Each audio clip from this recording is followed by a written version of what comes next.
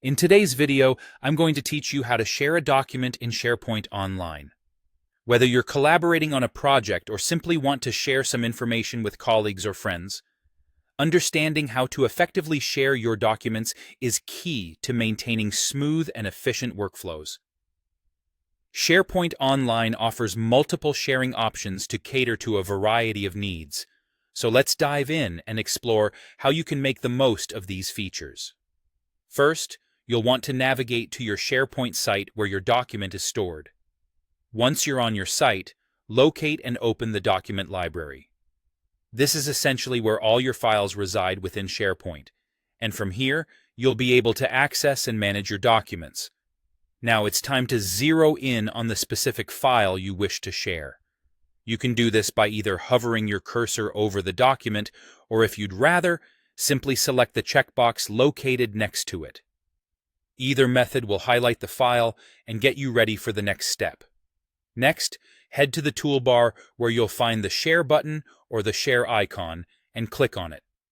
This is your gateway to the various sharing options that SharePoint provides. Here, you have the flexibility to choose how you'd like to share your document. If you want to share with specific people, you can enter their email addresses or names of individuals or groups. This option gives you control over whether these recipients can just view the document or if they can edit it as well. Alternatively, you might prefer to share using a link. By selecting the Copy Link option, you can generate a link that you can distribute. There are a few options about what kind of access you want to allow with this link. It could be that anyone can use the link, or you might want to restrict it to people only within your organization, or even specify certain people. It's all about what suits your needs best. Now, if you feel that the basic options need tweaking, you can delve into more detailed settings by opening the link settings or permissions. Here, you can further define whether people who receive the link can edit the document or are limited to just viewing it. If your organization permits it, you can also block the download of the document if you're sharing it in a view-only mode.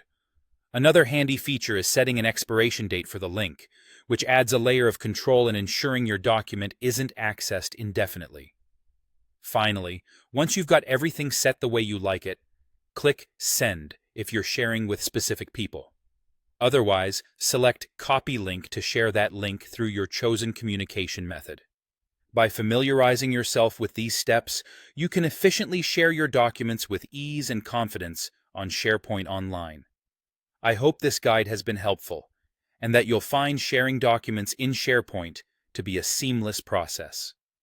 Thanks for watching.